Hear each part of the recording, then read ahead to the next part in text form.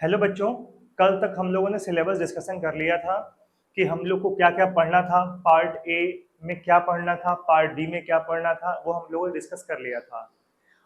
और जो part B है हम लोग के सिलेबस का, वो आप लोग 12th में पढ़ के आ चुके हो। थोड़ा, पूरा नहीं, थोड़ा पढ़ के आ चुके हो, तो उसी को मैं थोड़ा आज मैं कंटिन्यू करूंगा ताकि आप लोग को थोड़ा इंटरेस्ट बना रहे और ये फील ना हो कि आप लोग बीएससी में आ गए तो बहुत ज़्यादा चेंज हो गया है। ऐसा कुछ नहीं होगा, आप लोग को फील थोड़ा अच्छा होगा। आप लोग जो पहले से पढ़े हो उसी को बस उसी वे में हम लोग कंटिन्यू करके आज हम लोग पढ़ेंगे। जो हमारा पार्ट बी है वो है हमारा प्रोबेबिलिटी थ्योरी, जिस पेपर का नाम है, और उसमें जो टॉपिक आज हम लोग कवर करेंगे, डेफिनेशन ऑफ प्रोबेबिलिटी के बारे में चर्चा करेंगे। डेफिनेशन ऑफ प्रोबेबिलिटी क्या होती है, कौन कौन से डेफिनेशन होते हैं, एक्चुअल में कोई डेफिनेशन प्रोबेबिलिटी की होती भी है कि नहीं होती है, ये सब सारी चीजें आज हम लोग डिस्कस करेंगे। ठीक है, तो डेफिनेशन ऑफ प्रोबेबिलिटी को डिस्कस करने के लिए हम लोग यहाँ पे 3 तरह की डेफिनेशन बताई गई है। अगर मैं साफ तौर पे कहूं तो डेफिनेशन जो प्रोबेबिलिटी की है वो अभी तक कोई क्लियर है ही नहीं। प्रोबेबिलिटी की डेफिनेशन कोई क्लियर नहीं है, सभी लोगों ने अपना अलग अलग डेफिनेशन दिया हुआ है। ऐसे कोई इसकी एक पर्टिकुलर डेफिनेशन नहीं है, ये इसकी सबसे बड़ी डिमेरिट है। अभी आप लोगों को केवल पढ़ा दिया जाएगा डेफिनेशन ये होती है प्रोबेबिलिटी की, लेकिन आप जैसे ही पीजी करोगे गलती से स्टैटिस्टिक्स में तो आप लोग को बताया जाएगा कि इसकी कोई स्पेसिफिक डेफिनेशन नहीं है कि जिससे हम इसे डिफाइन कर पाए। कोई स्पेसिफिक डेफिनेशन नहीं है। अब डेफिनेशन वैसे इसकी बताई जाती है, 3 लोगों ने या फिर 3 अलग अलग टाइप की डेफिनेशन इसकी बताई जाती है। पहला क्या है, क्लासिकल डेफिनेशन। क्लासिकल डेफिनेशन या इसे बोलते हैं क्लासिकल अप्रोच। अब ये क्लासिकल अप्रोच होता क्या है इसके बारे में चर्चा करेंगे। वैसे भी आप जो 12th में पढ़ के आए हो क्लासिकल अप्रोच ही पढ़ के आए हो पहले, ठीक है, क्लासिकल अप्रोच। दूसरा क्या होता है, स्टैटिस्टिकल अप्रोच। दूसरा क्या होता है, स्टैटिस्टिकल अप्रोच, जो सब्जेक्ट पढ़ रहे हो आप लोग, स्टैटिस्टिकल अप्रोच। तीसरा होता है सब्जेक्टिव प्रोबेबिलिटी या सब्जेक्टिव अप्रोच बोल सकते हैं, सब्जेक्टिव प्रोबेबिलिटी। ये 3 हमारे अलग अलग अप्रोच हैं, जिसमें से सिलेबस में शायद ऊपर के 2 हैं, सब्जेक्टिव आपका सिलेबस में नहीं है, लेकिन इसके बारे में थोड़ा डिस्कस कर लेंगे। और इतना इंपॉर्टेंट नहीं है, इससे क्वेश्चन भी नहीं बनता है, क्वेश्चन बन ही नहीं सकता, बस ये आप लोग डेली अपनी लाइफ में यूज करते हो और कोई बात नहीं होती है। तो डेफिनेशन ऑफ प्रोबेबिलिटी में केवल यही आप लोग को पढ़ना है कि डेफिनेशन ऑफ प्रोबेबिलिटी होती क्या है और इसके मेरिट डिमेरिट क्या है, इसके बारे में हम लोग चर्चा करेंगे। और फिर इससे रिलेटेड कुछ न्यूमेरिकल्स होंगे वो हम लोग करेंगे। ठीक है, तो कहाँ पे क्लासिकल लगेगा, कहाँ पे स्टैटिस्टिकल लगेगा, स्टैटिस्टिकल कब लग सकता है, कब हम लगा सकते हैं, उसके बारे में बात करेंगे। लेकिन इन जनरल हम लोग यूज इसी अप्रोच का करते हैं, क्लासिकल डेफिनेशन का। क्वेश्चन में हम लोग इसी अप्रोच का यूज करेंगे। इसका बहुत कम यूज होगा, इसका आगे यूज आएगा। उससे बनी हुई चीजों का हम लोग डिस्कशन करेंगे यूनिट 3rd 4th में, और फिर अपने सेकंड सेमेस्टर में भी करेंगे। अभी तो इसका बहुत ज्यादा उपयोग नहीं है। ठीक है, तो ये है प्रोबेबिलिटी की डेफिनेशन।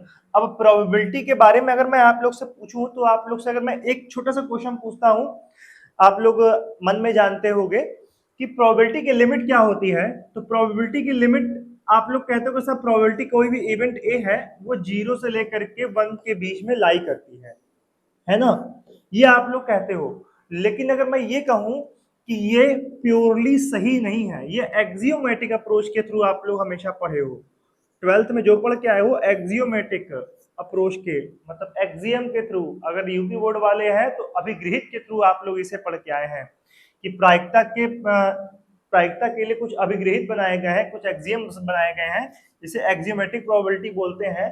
उसके बारे में हम लोग आगे चर्चा करेंगे, बस उसका एक छोटा सा इंट्रो दे देते हैं कि कोई पर्टिकुलर इवेंट ए है, ठीक है, वो उसकी जो प्रोबेबिलिटी होगी वो 0 से बड़ी होगी, ठीक है, और 1 से छोटी होगी। इसको ऐसे बोल सकते हैं कि probability 1 0 is lesser equal to a is lesser equal to 1।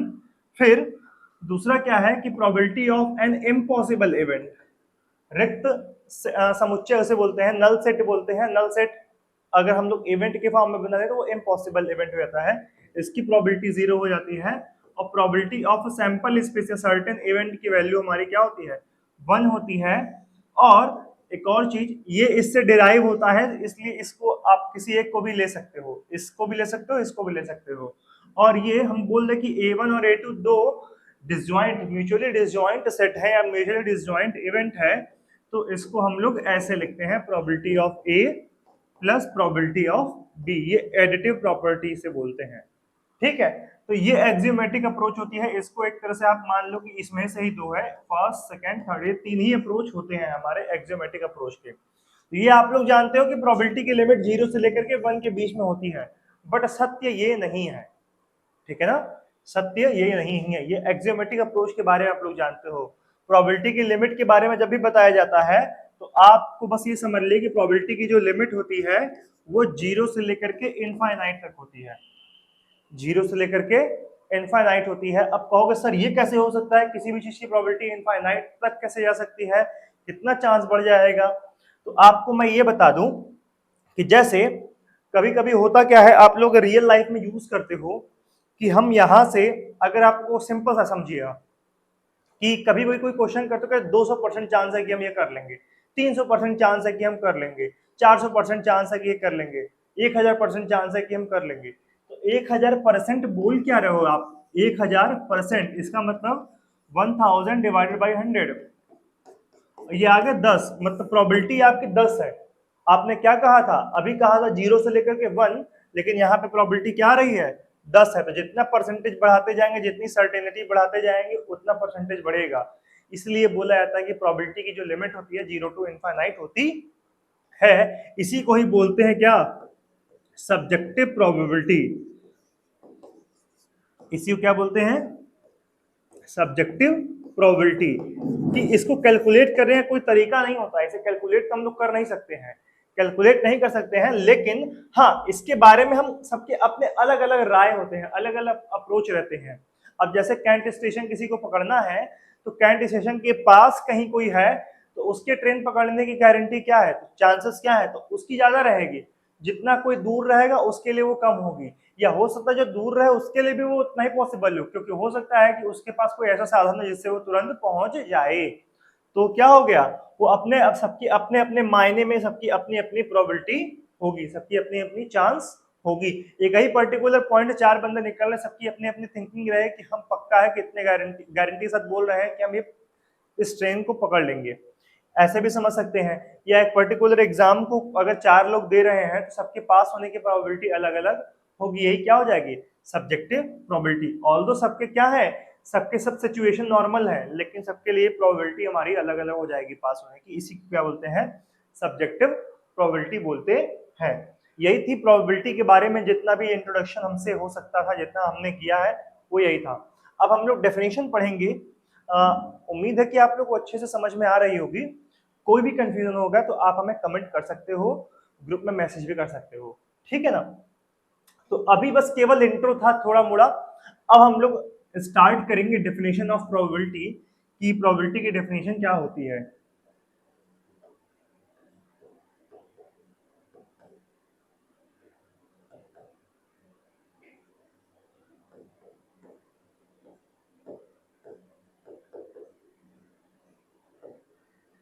Definition of probability, जिसमें से आपको पहला डेफिनेशन पढ़ना होता है वो है classical definition. Classical definition, classical का मतलब ही आप लोग को समझ में आता होगा, पुराना। मतलब सबसे पहले जब प्रोबेबिलिटी की थिंकिंग रखी गई तो कौन सी डेफिनेशन फॉलो की जाती थी, कौन सा कॉन्सेप्ट यूज किया जाता था, उसी को ही क्या बोलते हैं, क्लासिकल अप्रोच बोलते हैं, या फिर क्लासिकल डेफिनेशन बोलते हैं। ठीक है ना। तो क्लासिकल डेफिनेशन क्या होती है, जो आप लोग 12th में पढ़ के आए हो। 12th में पढ़ के क्या आते थे कि किसी भी इवेंट ए की प्रोबेबिलिटी कैसे डिफाइन होती है, किसी भी इवेंट ए की प्रोबेबिलिटी आप लोग पढ़ते थे क्या, फेवरेबल अप्रोच या फिर favourable condition,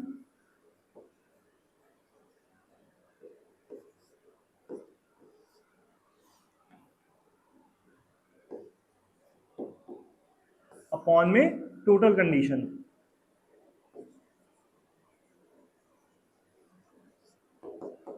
favourable condition upon में टोटल कंडीशन। अगर मैं हिंदी में इसको लिखूं तो क्या होता था, अनुकूल परिस्थिति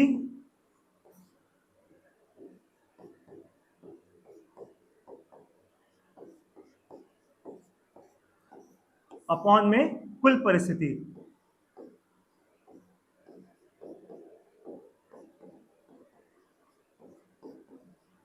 यही आप लोग डेफिनेशन पढ़ते थे।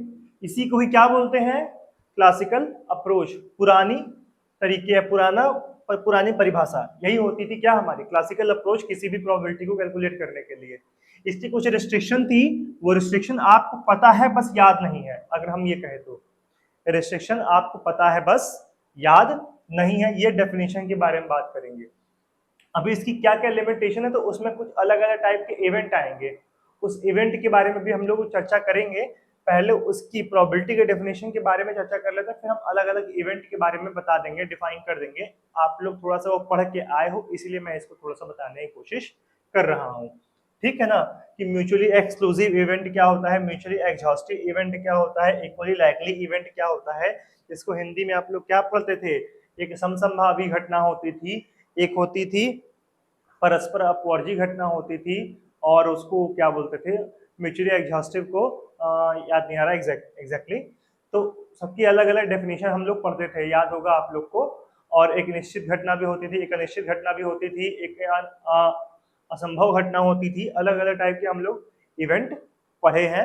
अब कोशिश करिए कि सारी चीजें इंग्लिश में ही थोड़ा सा कवर करने की, ताकि आप लोग अच्छे से उसको पढ़ सके, ठीक है ना। हिंदी पढ़ के आए हो, हाँ ठीक है, हिंदी पढ़ के आओ, लेकिन हिंदी को ही जारी रखो। ये थोड़ा सा आप लोग के लिए दिक्कत वाली बात हो सकती है, क्योंकि एग्जामिनेशन सारे आपके इंग्लिश में होते हैं, ठीक है ना। तो क्लासिकल डेफिनेशन क्या होती है, उसके बारे में हम लोग अभी चर्चा करते हैं। उसके बाद फिर हम लोग आगे इवेंट के बारे में चर्चा करेंगे, ठीक है। अभी तक जितनी बात हमें लगती है कि आप लोग को समझ में आई होगी। तो क्या होता है प्रोबेबिलिटी की डेफिनेशन, आइए इसके बारे में हम लोग चर्चा करते हैं, क्योंकि आप लोग को वो जानना बहुत जरूरी है। उसके बाद फिर हम लोग इवेंट के बारे में पढ़ेंगे अलग अलग।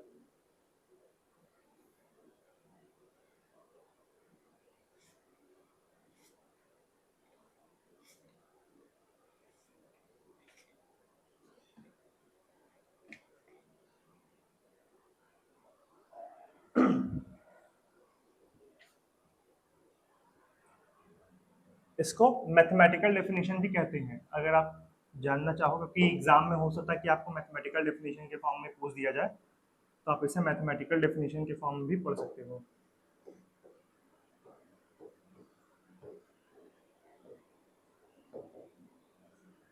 मैथमेटिकल डेफिनेशन,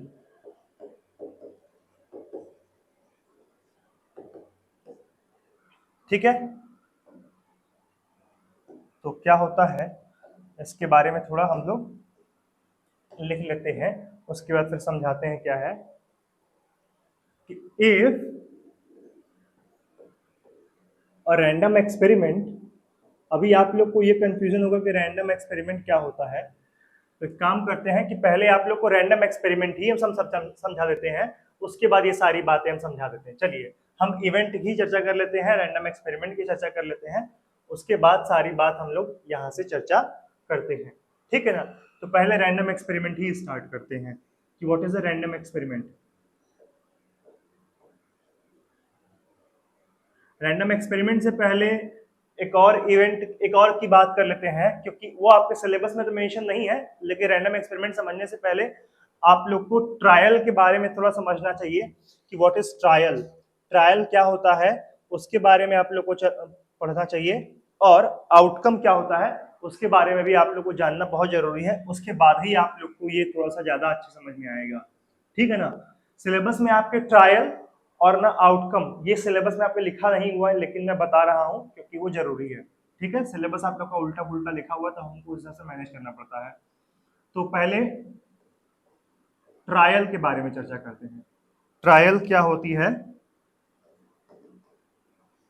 ट्रायल के बारे में चर्चा करते हैं।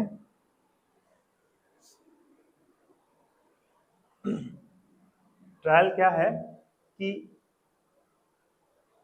Any particular performance any particular performance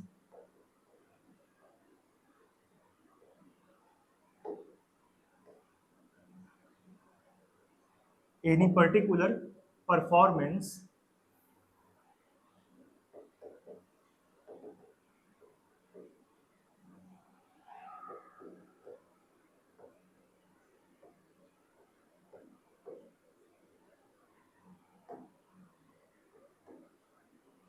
any particular performance of a random experiment of a random experiment, actual में यहाँ एक्सपेरिमेंट ही होना चाहिए था, रैंडम एक्सपेरिमेंट लिख दिया जाता है, एक्सपेरिमेंट भी लिख सकते हो आप कि रैंडम एक्सपेरिमेंट और एक्सपेरिमेंट अलग अलग चीजें हैं, बट एक पर्टिकुलर एक्सपेरिमेंट का भी कोई पर्टिकुलर परफॉर्मेंस है तो भी उसे ट्रायल ही कहेंगे, ठीक है ना। Any particular performance of a random experiment is called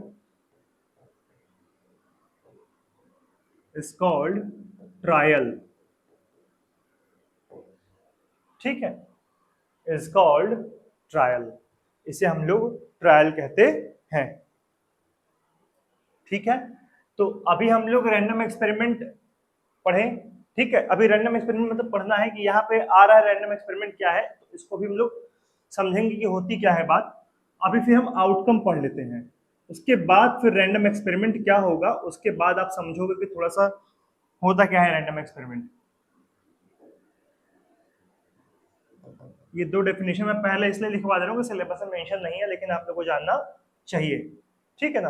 outcome क्या होता है कि the result of a random experiment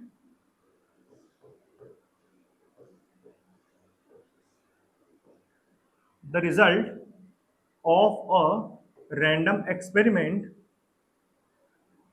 the result of a random experiment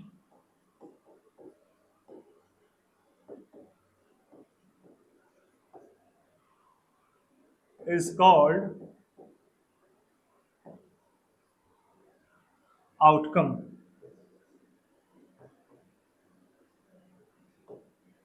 इसे हम लोग क्या कहेंगे, आउटकम कहेंगे। अब बार बार रैंडम एक्सपेरिमेंट के बारे में पढ़ा तो रैंडम एक्सपेरिमेंट क्या होता है इसके बारे में चर्चा कर लेते हैं, फिर हम ये तीनों चीज एक साथ समझा देंगे तो आप लोग को समझ में आ जाएगा कि क्या होता है।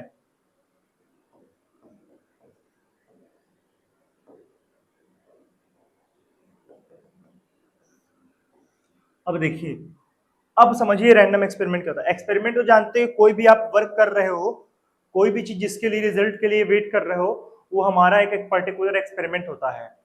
तो रैंडम एक्सपेरिमेंट क्या होता है, रैंडम एक्सपेरिमेंट जैसे हम सिंपल सा कोई क्वाइन उछाल रहे हैं, ठीक है ना, सिंपल क्वाइन पे ही हम लोग प्रोबेबिलिटी स्टार्ट करते हैं, क्वाइन ही ज्यादा हम लोग के लिए बेनिफिशियल होगा समझने के लिए, कि कोई भी क्वाइन उछाल रहे हैं, ठीक। तो जब क्वाइन उछालेंगे तो क्या आएगा, अगर एक बार कोई सिक्का उछाल रहे हैं तो क्या आएगा, या तो हेड आएगा या तो टेल आएगा।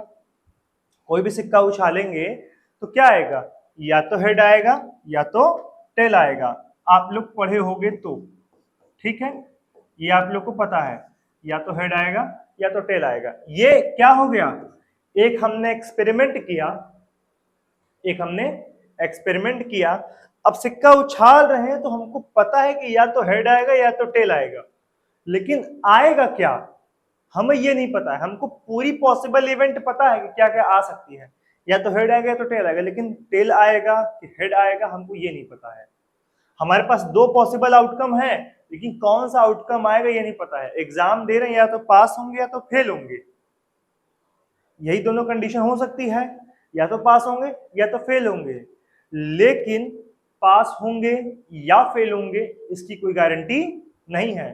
तो हम तो एक एक्सपेरिमेंट कर रहे हैं पढ़ाई करके, जाके एग्जाम देंगे, अब पास हुए तो ठीक है, ये एक हमारा आउटकम का पार्ट था, फेल हुए तो भी ठीक है, ये भी हमारा एक आउटकम का पार्ट था, लेकिन इसका पार्ट था, मतलब इसका set of combination of outcome, ठीक है ना, इसका पार्ट था, लेकिन ये इंडिविजुअल हमारी इस एक्सपेरिमेंट की क्या हो गई, आउटकम हुई।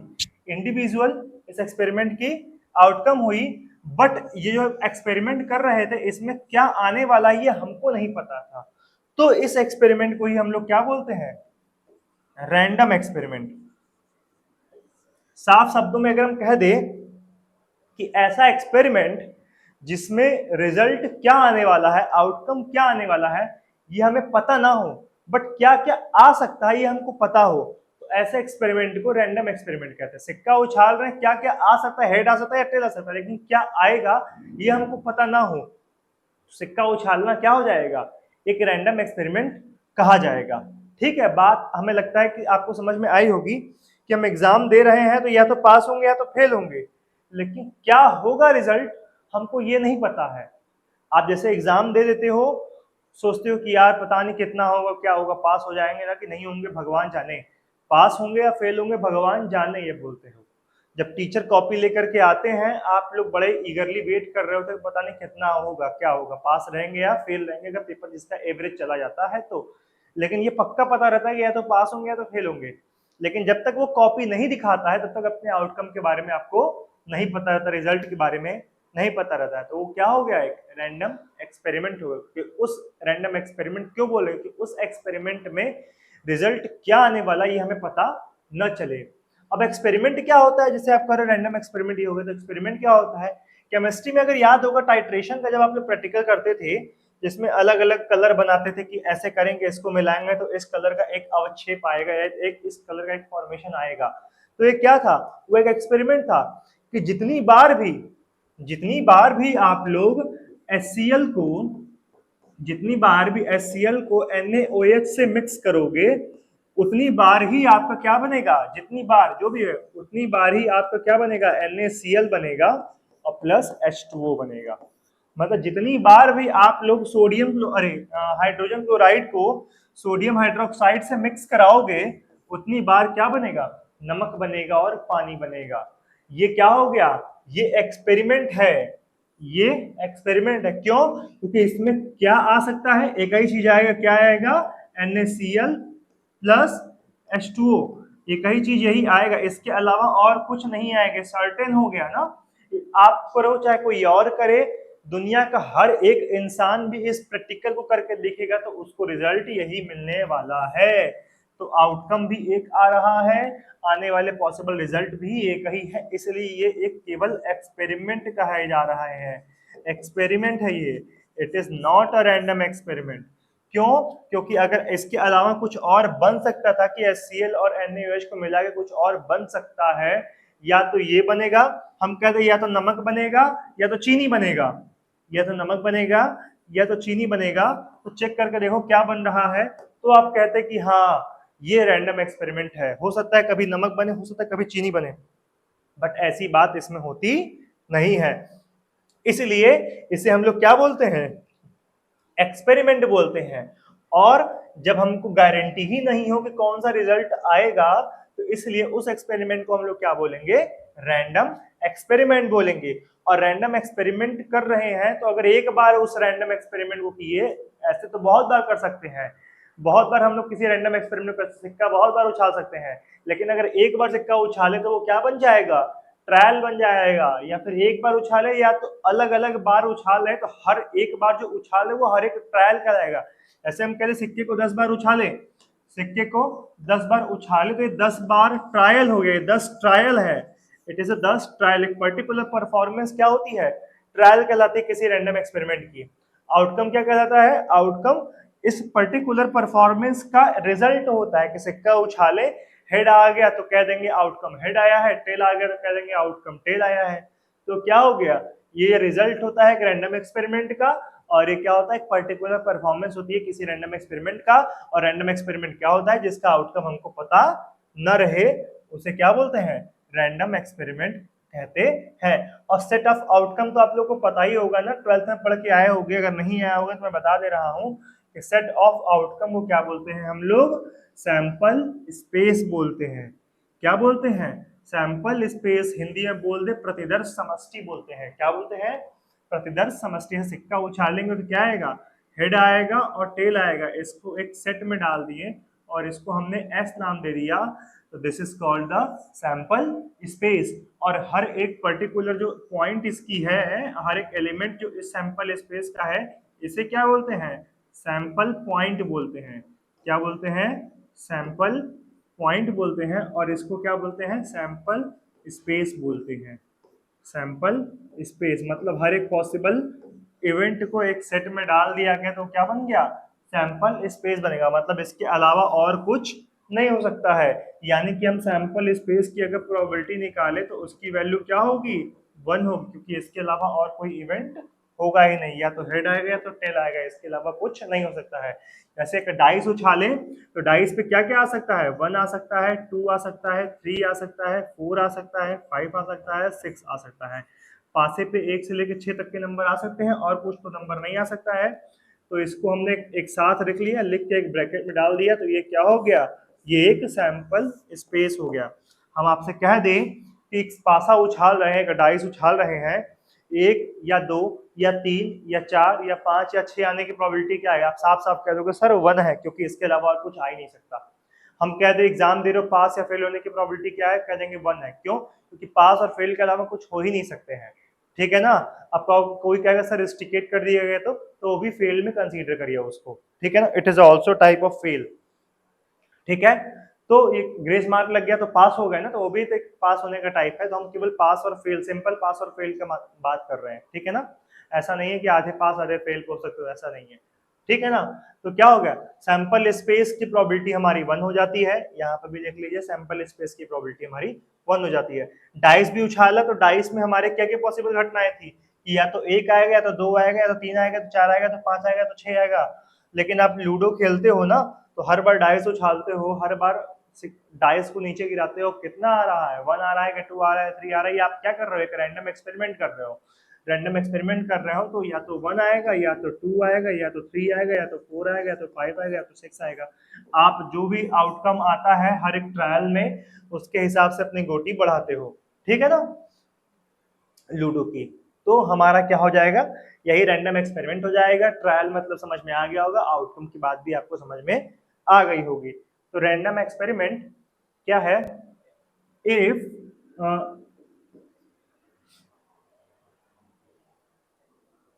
If in each trial of, देखिए आ गया ना ट्रायल के मतलब, if in each trial, if in each trial of an experiment of an experiment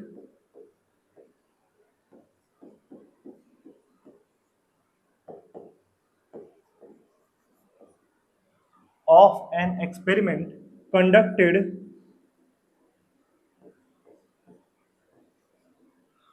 of an experiment conducted under identical conditions, under identical condition मतलब same condition में सिक्का उछाले हम लोग। ऐसा नहीं है कि एक सिक्का हम लोग बनारस में उछाले, दूसरा इलाहाबाद में उछाले, ऐसा नहीं है।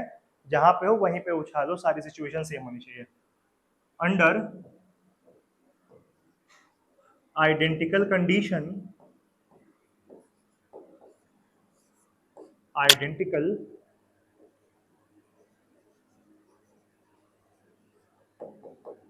कंडीशन, ठीक है ना? Each trial conducted under identical condition, the outcome is not unique,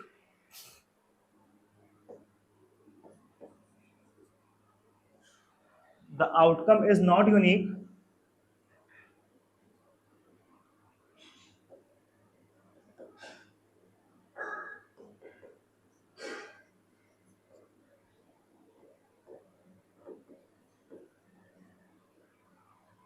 the outcome is not unique, but may be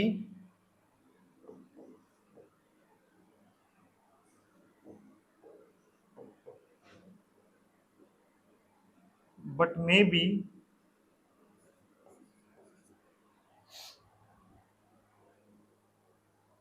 one of the possible outcomes, but may be one of the possible outcomes, one of the possible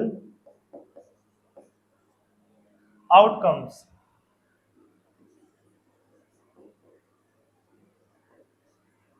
मतलब जो possible outcome है उसमें से एक particular हो सकता है event हो, ठीक है ना। बना the possible outcomes, then such an experiment is called random experiment. Then such an experiment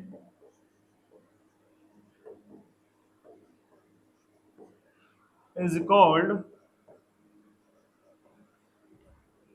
random experiment.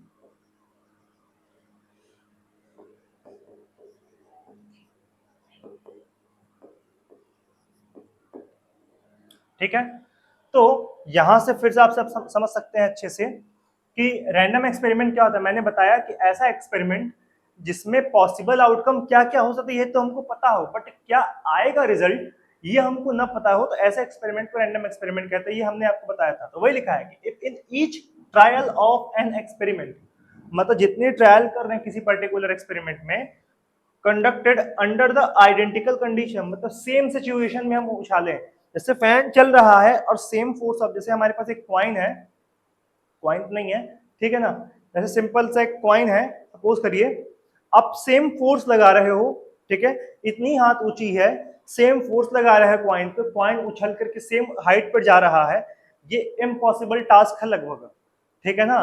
तो आइडेंटिकल कंडीशन नॉर्मली सेम मान लेते हैं, लेकिन आइडेंटिकल कंडीशन खुद से बनाना एकदम पॉसिबल नहीं है, ठीक है ना, इसलिए आइडेंटिकल बोला गया है, इक्वल नहीं बोला गया, सेम कंडीशन एग्जैक्ट नहीं बोला गया है, हो ही नहीं सकता वो।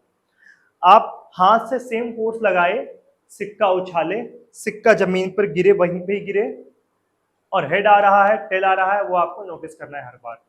तो ऐसे बार बार करो, ठीक है, और हर बार हेड आएगा टेल आएगा, दोनों में से कोई एक इवेंट हर बार आता रहेगा, ठीक है ना। आइडेंटिकल कंडीशन में हमने सिक्का बार बार उछाला, ठीक है, और फिर लिखा है कि the outcome is not unique, क्योंकि ऐसा तो नहीं है कि सिक्का उछालते के हर बार हेड ही आ रहा है, नहीं, कभी हेड आएगा और कभी टेल आएगा। अगर आइडेंटिकल कंडीशन में कोई हम एक्सपेरिमेंट कर रहे हैं और आउटकम हमारी यूनिक नहीं आ रही है, but may be one of the possible outcome, मतलब कि हो सकता है कि एक बार किसी बार हेड आए किसी बार टेल आए, लेकिन दोनों पॉसिबल आउटकम हमारे हैं, उसी में से कोई एक आए। पासा उछाल रहे हो तो 1 से लेकर के 6 के बीच में ही हमेशा नंबर आए, ठीक है ना, 1 से लेकर 6 तक के नंबर की आए, वही लिखा है कि but may be of the possible outcome, ऐसा नहीं कि हर बार पासे में 6 ही आएगा, नहीं, उसमें से मतलब क्या हो, कुछ ना कुछ वेरी करता रहे, then such an experiment is called random experiment. लेकिन अगर आप इस तरह के एक्सपेरिमेंट को फिर हम लोग क्या कहेंगे, रैंडम एक्सपेरिमेंट कहेंगे। जो केमिस्ट्री वाला प्रैक्टिकल करते हो उसमें क्या होता है, उसमें हम जितनी बार भी करें हमारा रिजल्ट जो आता है, आउटकम जो आता है, यूनिक ही आता है, मतलब हर बार HCl को NaOH से मिक्स करेंगे तो हमारा NaCl और H2O बनेगा, ठीक है ना। फिजिक्स वाले एक्सपेरिमेंट करेंगे तो हर बार हमको सेम रिजल्ट मिलेगा, जी की वैल्यू हर बार हमको लगभग सेम मिलेगी, हम जितना भी अच्छे से काम करें। अगर हमारे पास इंस्ट्रूमेंट सही है और उसी इंस्ट्रूमेंट से बार बार प्रैक्टिकल कर रहे हैं तो हमको जी की वैल्यू पर्टिकुलर नंबर ही मिलेगी, वो हमारी क्या कहलाती है, वो एक्सपेरिमेंट कहलाती है। इसीलिए अपने कॉपी में आप लोग हमेशा क्या लिखते हो, रैंडम एक्सपेरिमेंट नहीं लिखते हो, एक्सपेरिमेंट लिखवाया जाता है आप लोग से एग्जामिनेशन में, ठीक है ना। तो ये क्या हो गया, रैंडम एक्सपेरिमेंट हो गया, ये ट्रायल हो गया, और ये आउटकम हो गया। हमें उम्मीद है इतनी बात आप लोग को अच्छे से समझ में आ गई होगी, ठीक है। अब हम लोग चर्चा करेंगे अगली टॉपिक की, जिसका नाम है इवेंट। जिसे क्या कहते हैं, इवेंट। इवेंट की डेफिनेशन बहुत सारी होती है, एक मैं साधारण डेफिनेशन बता रहा हूं, आप लोग अच्छे से सुन लीजिए। मैं जो डेफिनेशन बोल भी रहा हूं ना, उसको भी अगर आप कॉपी में लिखोगे तो ज्यादा अच्छा रहेगा। और हाँ, एक और चीज, मैं जितनी चीजें पढ़ा रहा हूं वो तो आप पढ़िए भी, बुक पढ़ने की आदत अभी से डालना चालू कर दीजिए, ठीक है ना, क्योंकि ये जो मैं पढ़ा रहा हूँ आप लोग को सिलेबस के हिसाब से पढ़ा रहा हूँ, लेकिन अगर आपको अतिरिक्त ज्ञान चाहिए, अतिरिक्त नॉलेज चाहिए, तो आप लोगों को किताब पढ़नी चाहिए। तो हमारा सजेशन यही है कि आप किताब भी पढ़िए, क्योंकि आप लोग केवल बीएससी पढ़ा नहीं है, आगे जाकर किसी कंपटीशन के एग्जाम, किसी कंपटीशन की तैयारी भी करनी है, हो सकता है किसी हो सकता है पीजी करने का किसी का मूड हो, ऐसा नहीं केवल स्टैट्स का मैं बात कर रहा हूँ, आप फिजिक्स का, मैथ का, जिस भी सब्जेक्ट को आप पढ़ रहे हो उसकी किताबें भी आप लोग जरूर से पढ़ा करा करिए, ताकि आप लोग को जो डाउट हो, किताबों से डाउट उठते भी हैं और डाउट सॉल्व भी होते हैं, ठीक है ना। क्यों? क्योंकि हो सकता है हम कुछ बताएं, आप लोग को उसमें कुछ डाउट हो तो एट इंस्टेंट आप नहीं पूछ पाओ, लेकिन किताब से पढ़ोगे तो उसका डाउट सॉल्व हो जाए, या किताब पढ़ो तो डाउट उठ जाए तो आप हमसे पूछो तो डाउट वहां से सॉल्व हो जाए। तो इसलिए किताब पढ़ना जरूरी होता है, वो आपके नॉलेज को थोड़ा सा बढ़ाता है, क्योंकि मैं तो उतना ही पढ़ाऊंगा जितना मैं जानता हूँ, लेकिन किताब में तो उससे ज्यादा भी लिखा रह सकता है ना, इसलिए आप लोग किताब भी पढ़ा करिए, ठीक है ना। तो इवेंट क्या होता है, इवेंट के बारे में अगर हम चर्चा करें तो सैंपल स्पेस, तो मैंने आप लोगों को बताया था कि सैंपल स्पेस क्या होता है, कि हर एक पॉसिबल आउटकम का सेट जो होता है वो सैंपल स्पेस होता है। वो मैंने बताया था, हर एक पॉसिबल आउटकम का जो सेट होता है वो क्या होता है, सैंपल स्पेस होता है। जैसे अगर मैं अगले पेज पे अभी एग्जांपल के तौर पे लेके जाऊं तो ये क्या हो जाएगा, जैसे अगर हम यहाँ पे डाइस की बात करें तो सैंपल स्पेस क्या होगा, 1 2 3 4 5 6, ठीक है ना। तो इसका कोई सबसेट बना लेते हैं, जैसे मान लेते हैं कि एक सबसेट हमने ले लिया, सबसेट ले लिया 1 2 3, अपने मन से कोई दूसरा सबसेट ले लिया 3 4 5, कोई सबसेट ले लिया सी 1 3 5, ऐसे करके बहुत पॉसिबल सबसेट बन जाएंगे। आप देख सकते हो 6 एलिमेंट है तो कितने सबसेट बनेंगे आप कैलकुलेट कर सकते हो, सेट के स्टूडेंट आप लोग हो, तो ऐसे करके बहुत सारे सबसेट बनेंगे, ठीक है ना। खुद एस भी एक सबसेट है एस का, है ना, S is also subset of S, ठीक है ना, ये भी तो बोल सकते हैं ना, S is also subset of S, ये भी एक सबसेट है इसका, ये भी होता है। ऐसा मत सोचना कि ऐसा ये वाला टर्म हम छोड़ रहे हैं, ऐसा नहीं है, आप पूरा भी 5 भी एक सबसेट होता है इसका, है ना, ये भी एक सबसेट है, नल सेट भले ही है लेकिन एक सबसेट है, ठीक है। तो सैंपल स्पेस का जो सबसेट होता है उसे हम लोग क्या बोलते हैं, इवेंट बोलते हैं। सैंपल स्पेस का जो सबसेट होता है उसे हम लोग क्या बोलते हैं, इवेंट बोलते हैं। इवेंट क्या होता है, it is a subset of sample space, ठीक है ना। अब कैसे, जैसे ये क्या हो जाए, हम कहें हमने एक डाइस उछाली तो हमको एक इवेंट बना दिया गया, इवेंट में क्या आना चाहिए कि 3 या 3 से छोटी नंबर आनी चाहिए, एक हमारा ये इवेंट हो गया। हम यह कह दें कि 3 से लेकर के 5 के बीच में हमारे नंबर आने चाहिए, इवेंट बी हो गया। हम कह दें ऑड नंबर आने चाहिए, इवेंट सी हो गया। हम के पूरे सब कुछ आने चाहिए तो क्या हो गया, पूरे सर्टेन, इसे क्या बोल देंगे, इस केस में इसमें क्या बोल देंगे, सर्टेन इवेंट बोलेंगे। इसका एक टाइप होता है, ये सर्टेन इवेंट होता है, ये क्या होता है, सर्टेन इवेंट हो जाएगा। और ये क्या हो जाएगा, इम्पॉसिबल इवेंट, क्या हो जाएगा, इम्पॉसिबल इवेंट, ठीक है। अब ये दोनों को देखिए, इसको नहीं, अगर हम इसको मिला दें, अच्छा एक और सबसेट ले ले रहे हैं, मान लेते हैं 4 5 और 6, ठीक है ना। एक हम ले लेते हैं इवेंट डी, अगर आप इसको देखोगे तो ए और डी को ध्यान दो, ए और डी को ध्यान दोगे तो क्या आएगा, अगर 1 2 3 आएगा तो क्या 4 5 6 आ सकता है, नहीं आ सकता है। मतलब अगर इवेंट ए होगा तो क्या इवेंट डी हो सकता है, नहीं हो सकता है, ठीक है ना। तो ये क्या हो गया, म्यूचुअली डिसजॉइंट इवेंट हो गए, ठीक है ना। अब म्यूचुअली डिसजॉइंट भी बोल सकते हैं, या तो हम बोल सकते हैं कि म्यूचुअली एक्सक्लूसिव एक टाइप से बोल सकते हैं, ठीक है ना। म्यूचुअली डिसजॉइंट भी है, ये दिख रहा होगा क्योंकि इन दोनों में कुछ कॉमन नहीं है। अब म्यूचुअली एक्सक्लूसिव क्या होता है, परस्पर अपवर्जी क्या होता है, ऐसे आप क्या, परस्पर अपवर्जी की डेफिनेशन अगर मैं कहूँ म्यूचुअली एक्सक्लूसिव की, अगर आप पास हो तो फेल नहीं हो सकते, फेल हो तो पास नहीं हो सकते, हार गए तो जीत नहीं सकते, जीत गए तो हार नहीं सकते। दो पॉसिबल हमारे पास आउटकम है, लेकिन दोनों में से कोई एक ही आउटकम एक टाइम पे हो सकता है, दोनों साथ साथ नहीं हो सकता है। मतलब एक आउटकम कहे दूसरे आउटकम के न होने की, मतलब एक आउटकम हो रहा है, इस बात का सर्टेनिटी है, इस बात से वो सर्टेन करा रहा है हमें कि दूसरा वाला आउटकम नहीं, हमको इस बात से निश्चित करा रहा है कि दूसरा वाला नहीं आएगा। अगर हेड आ रहा है तो ये हमको गारंटी दे रहा है कि टेल नहीं आया है, हेड आया तो इसका मतलब टेल नहीं आया। जैसे भारत जीत गई तो इसका मतलब क्या है कि श्रीलंका हार गई है, ठीक है ना। श्रीलंका जीती नहीं है, हम कहते हैं मैच हो रहा है भारत जीत गई श्रीलंका भी जीत गई, इसका क्या मतलब क्या हो गया? पॉसिबल है? नहीं, पॉसिबल नहीं है। एक ही मैच में दो टीम कभी जीत नहीं सकती, एक जीतेगी तो एक हारेगी, निश्चित है, ये तय है, ठीक है ना। तो हो गया म्यूचुअली एक्सक्लूसिव हो गया इवेंट, ठीक है। अभी इवेंट के बारे में डेफिनेशन मैं कराऊंगा। फिर अब एक सेट और लेते हैं हम, यही देखो, अब हम यही ले लेते हैं कि 3 4 5, अब यहीं पे हम मान लेते हैं 6 जोड़ लेते हैं। ये म्यूचुअली एक्सक्लूसिव तो नहीं है क्योंकि, या फिर म्यूचुअली डिसजॉइंट इवेंट नहीं, क्योंकि दोनों में एक टर्म कॉमन है, एक नंबर कॉमन है, या 3 है। लेकिन एक बार के लिए अगर हम ए यूनियन बी कर दें, ए यूनियन बी कर दे तो हमारा क्या बन जाएगा? 1 2 3 4 5 6 हो जाएगा। और ये क्या हो गया? ये पूरा का पूरा सैंपल स्पेस क्रिएट हो गया। क्या हो गया? सैंपल स्पेस क्रिएट हो गया। मतलब ऐसे इवेंट जिनका यूनियन लेने पे हमको पूरा का पूरा सैंपल स्पेस मिल जाए तो उन दोनों इवेंट को क्या बोलते हैं? म्यूचुअली एग्जॉस्टिव इवेंट बोलते हैं। क्या बोलेंगे? म्यूचुअली एग्जॉस्टिव इवेंट बोलेंगे। क्या बोल देंगे?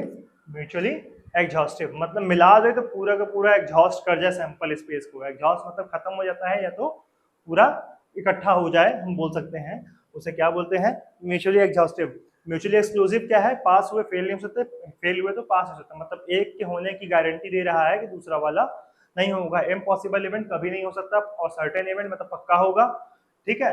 ऐसे बहुत सारे इवेंट हम लोग पढ़ते हैं, ठीक है ना। अभी कुछ और भी हैं, उसके बारे में भी हम लोग चर्चा करेंगे।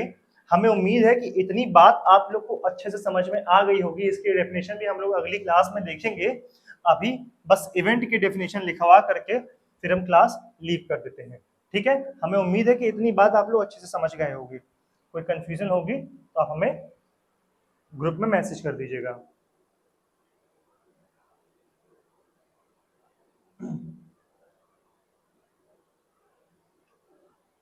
तो इवेंट क्या होता है?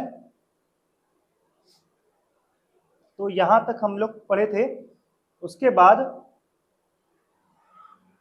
आउटकम्स,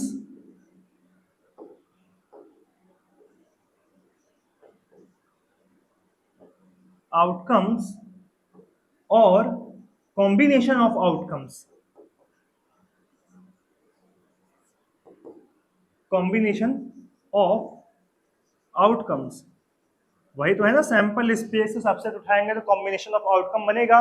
और सैंपल स्पेस में अगर हमारा हेड और टेल है तो एक पर्टिकुलर हेड भी हमारा एक, या फिर एक पर्टिकुलर टेल भी हमारा एक क्या है? हेलो फ्रेंड्स, ये भी स्वागत एक है आप लोगों आउटकम का। है, ये भी एक इवेंट है, ठीक है ना।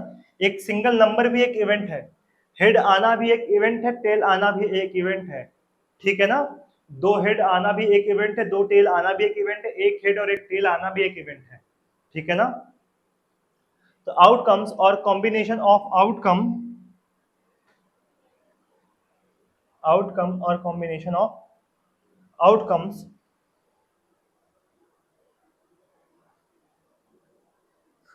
ठीक है, आर टर्म्ड एज इवेंट।